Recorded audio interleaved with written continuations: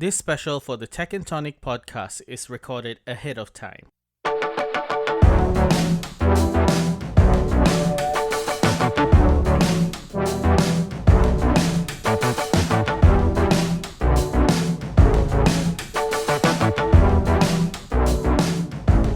Hello, and you guys are listening back into Tech and Tonic podcast. Today is not really another episode; it's more like a special episode. And you're joining me, Darwin, and Jeevan, and a very special guest from AMD, and her name is Paige. Say hi, Paige. Hi everyone, it's good to be here. Hello, and you're joining us today to. Well, we're talking about tech again, obviously, today, right? And today we're talking with AMD about AMD because they just launched like a whole bunch of stuff this year. They've made it big. It's huge. They've become like the top guys in chip processing. It's true.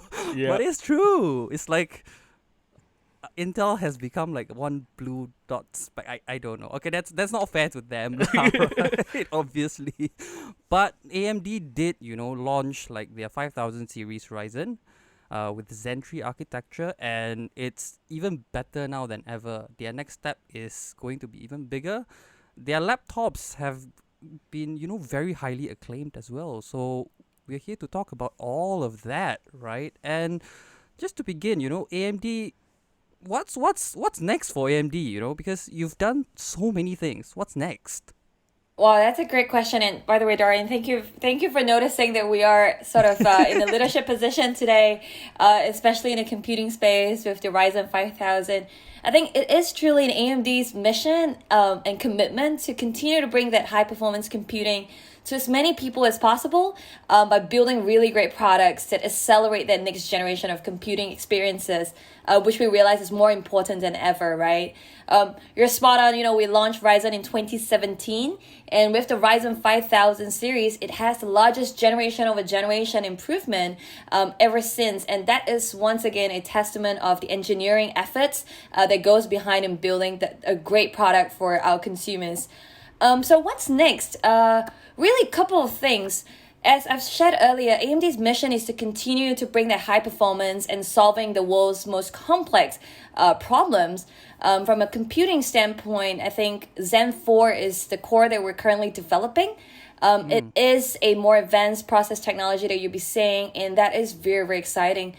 Also, Radeon is a very big part of AMD's story and leadership. As you guys see today in the console environment, the Sony PlayStation and the Microsoft Xbox are currently being powered by AMD. And you also see in the Computex, we are going to be powering Tesla's entertainment systems and also some of these Samsung devices, phone devices in the future. Also, just bring back to what we're doing today in the current environment where consumers are shopping a lot more online and a lot more sort of tech-heavy activities. Data centers becoming very important in our lives, and AMD also have a solution for that. And we also currently have holding, I think, more than 200 world records for that data 200? Center.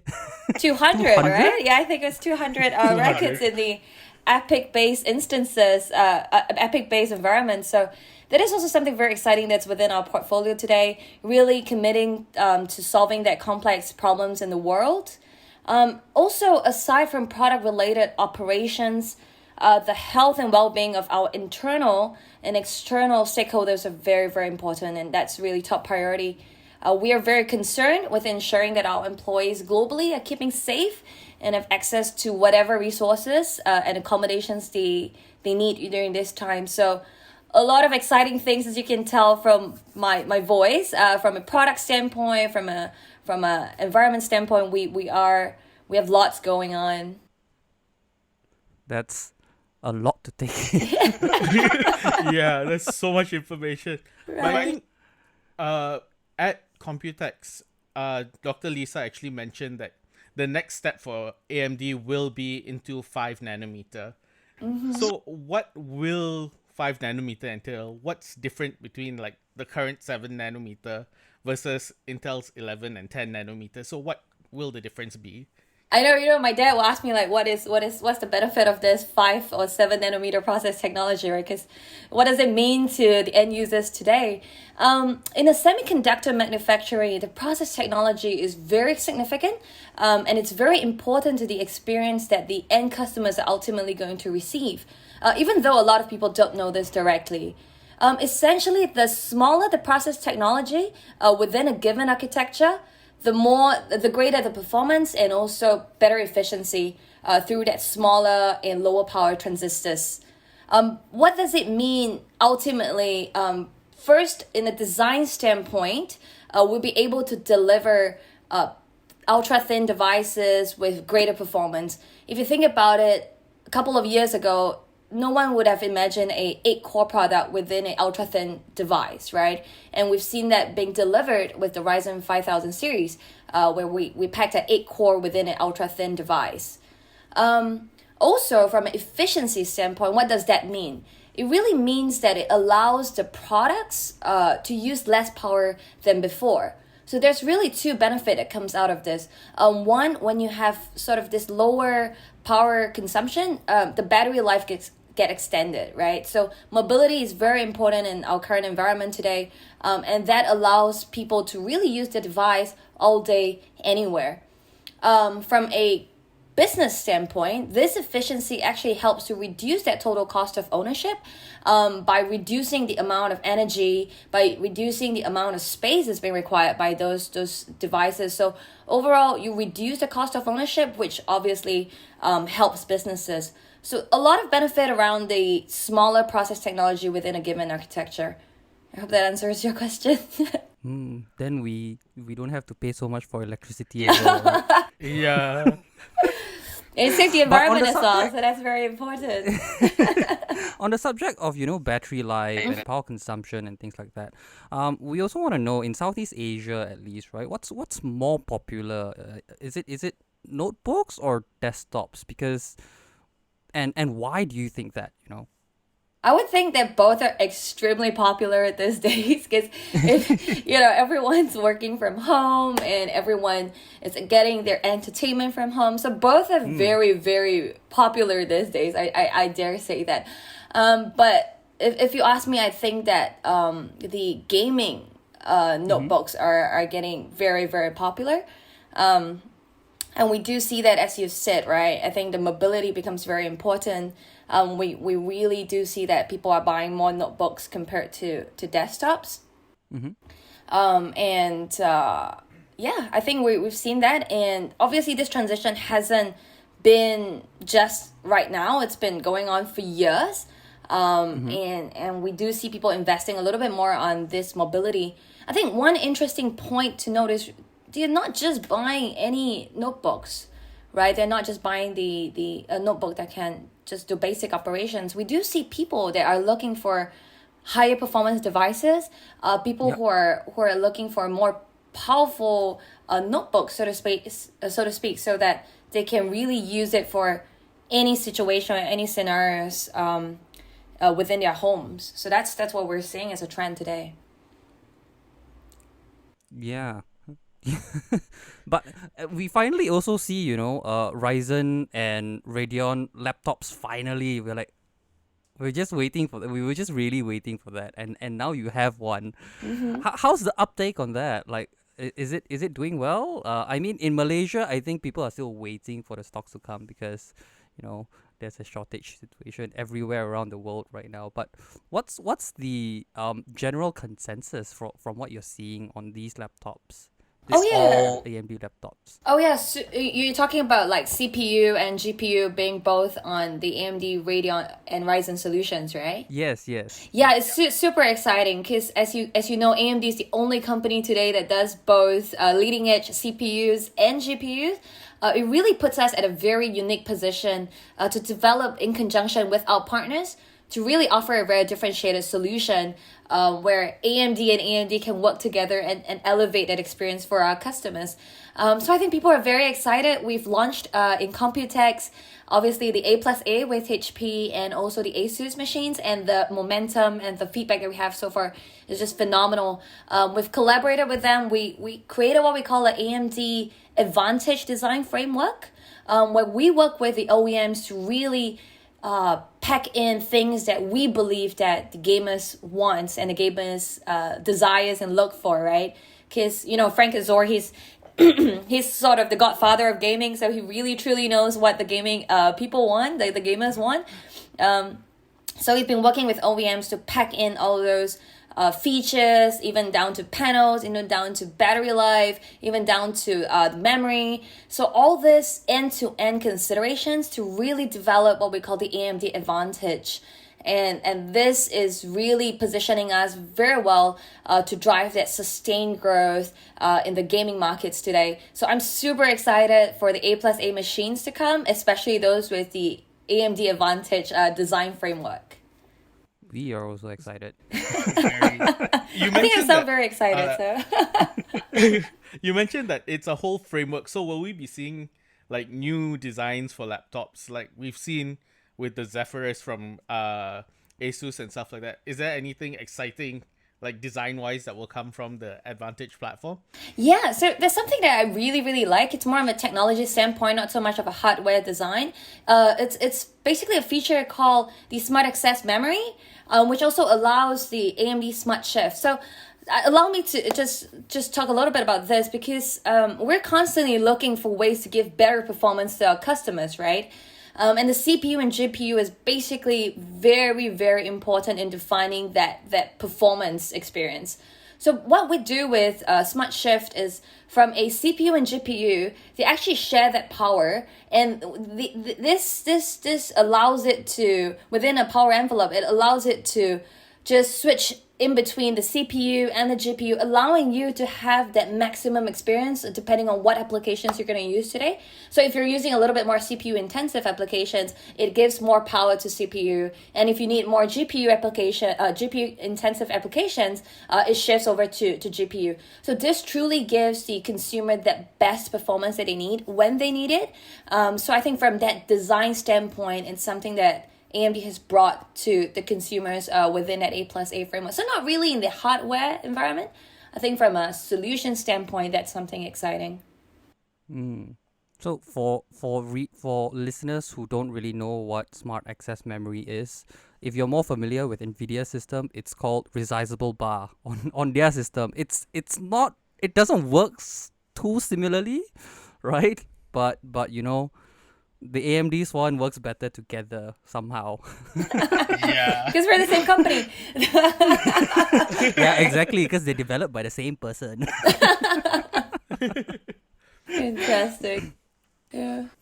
What about, because currently the pandemic situation has not just, made it difficult for us to just work, but because of the whole pandemic situation and because of that Suez Canal situation, product shortage has been, a very big thing.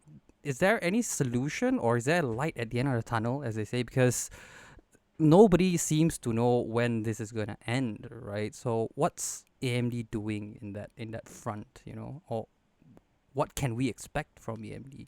Yeah, first of all, I don't think it's a supply shortage. I mean, Gareth is going to probably double check on this portion, but I think unprecedented demand is what we're seeing. It's not so much of a shortage standpoint, because we are putting more devices out into the hands of consumers, and we do see that represented in terms of our shipment units. We are actually putting more devices into the hands of consumers. So I don't think it's a shortage, but it's really just meeting that demand, right? Because everyone today is moving from one device per household to perhaps 1 to 2 devices per person, right? So we do see that unprecedented demand, that people want more devices, people need more devices, and how do we meet that demand?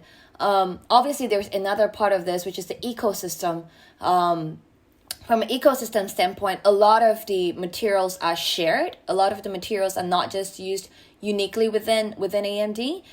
There are even down to screws or even panels or anything within a notebook or a desktop system today. It's a shared resource. It's across not just within IT, perhaps even in a worldwide ecosystem. So we do believe that is something that is also we are looking to optimize from a procurement standpoint. So I think all in all, we're delivering as many devices as we can into the hands of consumers who are very hungry for devices. Yeah. It's very different from what a lot of the media outlets have been saying Yeah, recently. actually. Yeah. So To we're like, understand that. okay. Because now you're saying, oh, it's not a product shortage, it's more like an increased demand, which is also true. We do agree that, suddenly when the pandemic hits, everybody's just looking for, oh, can we get a gaming laptop? Can we Yeah, get a new PC at absolutely. home and stuff like that. And It's- the I increase think in on demand is just overwhelming.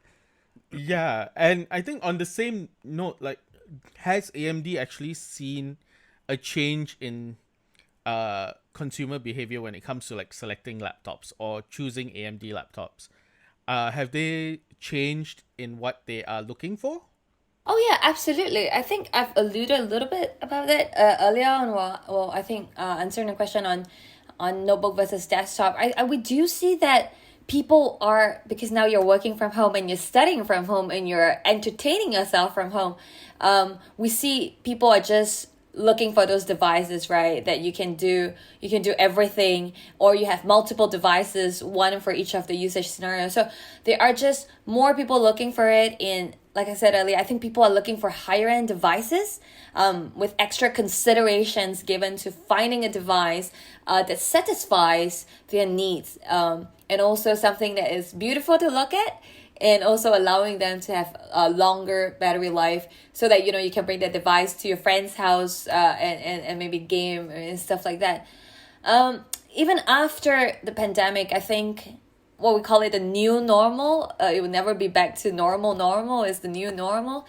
We don't expect that the consumer behavior to continue that way, right? And to continue to be influenced by the performance of the hardware, and enabling laptops and desktops to become really multi-purpose, from home office to content creation to gaming or to streaming for entertainment. So once again, AMD is committed to deliver all that varied demands and develop products that really address all those requirements for our consumers. Just now you mentioned that you guys are also powering the PlayStation, right? Yes. So and the Xbox. So if we ask you which gaming platform do you prefer, PC, Xbox, or PlayStation, which one will you answer and why? Oh dear. Okay, so for me personally, this is an opinion piece. I like to game on of my course. PC. Okay. Yeah, I like to game on my Of course, PC. PC I have gamer. started to. My games are very old school, so Okay. PC is great. Also because I sell PCs, so PCs for the win. But you sell PlayStation and Xbox too. Well, at least you sell parts to That's them. right. Yeah, fantastic. So I on the fact that AMD has been on gaming itself. AMD has been very focused on like their chips are made for gaming, and you guys are focusing on gaming and creators a lot. Is there a reason why the narrative is being pushed so hard for gaming and creators? Oh, that's really a great question, because I know Lisa in a couple of keynotes always say we love gamers, we love PCs, right? Yeah. I echo what my CEO say for sure. So, I mean, to put it simply, really, gamers and creators demands the most performance, right? They truly set the bar high to allow really the other users to benefit from the advancements in this technology because of what they need and what they desire.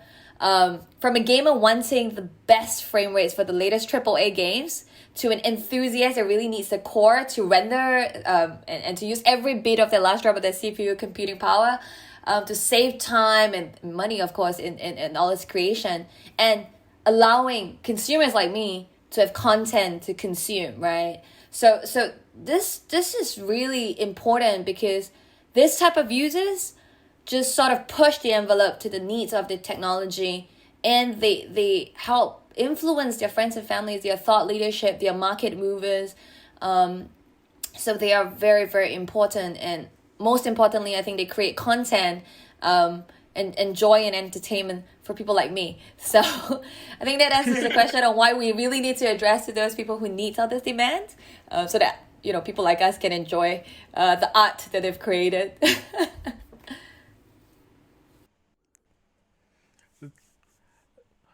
I actually never thought about it that way. Right? Like, gamers and creators actually are the most demanding when it comes to specifications and getting the most for their money. 100%. Yeah, and they also want stability and reliability. Oh, right? They want absolutely. their machines to really work.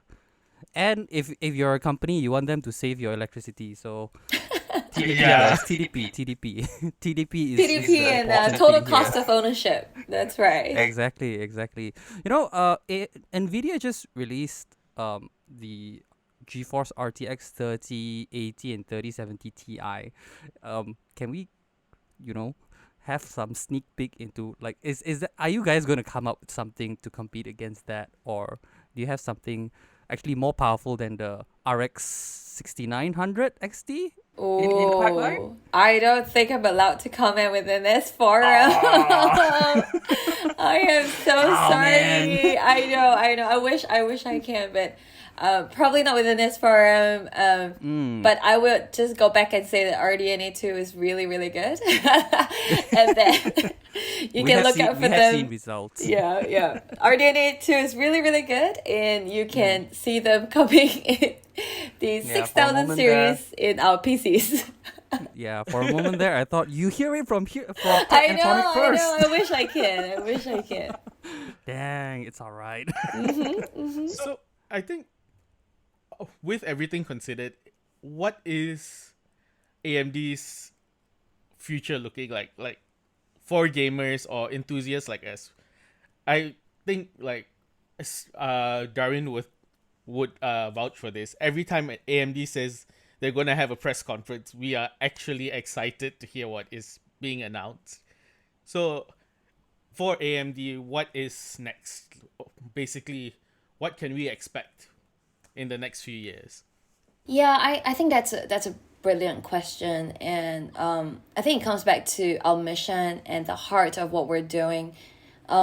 You know, I started the podcast by sharing that AMD is very committed to bring that high performance computing to as many people as possible, and really building that great products that accelerates the next generation of computing experiences.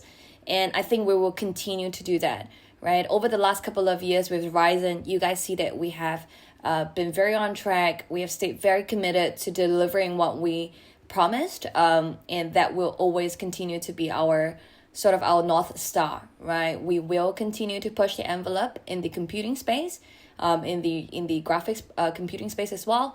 And also, I think very excitingly for AMD, you see us also winning a lot in the data center space, because truly it's the entire ecosystem powering all the experiences that we have every day as consumers, powering everything that we touch and we use in a digital world.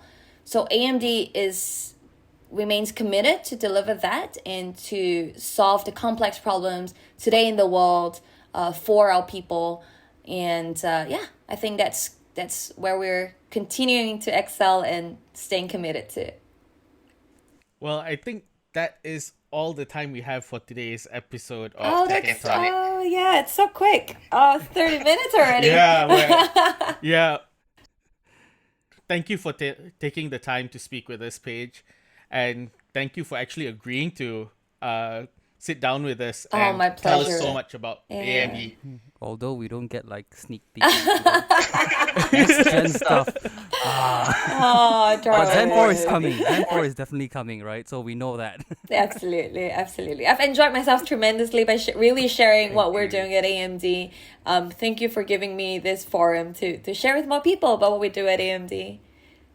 Thank you. Thank you so much for your time. For those of you listening, if you want to follow Paige, I think she has handles on social media that you can follow her at. I'm You want to shit share? 09. Before the show, we were talking about streaming, Right. streaming shows on Twitch, and we were talking to Paige about streaming on stream, so she might stream. Oh my goodness. But I would definitely stream on an AMD machine for sure. So Yeah, of course. That's a So- requirement. Yeah. And for us, we are techENT TV, TECHENT TV across all social media, Twitter, Facebook, LinkedIn, and Even everywhere Instagram. else, and Instagram. Yeah. So, yeah, that's it for this episode. Thank you for listening, and do comment and like and share if you enjoyed it. I'm Jeevan, Thank you. and that's Darwin, and we're sitting with Paige. thank And you we'll see you next everyone. week. Bye. Bye.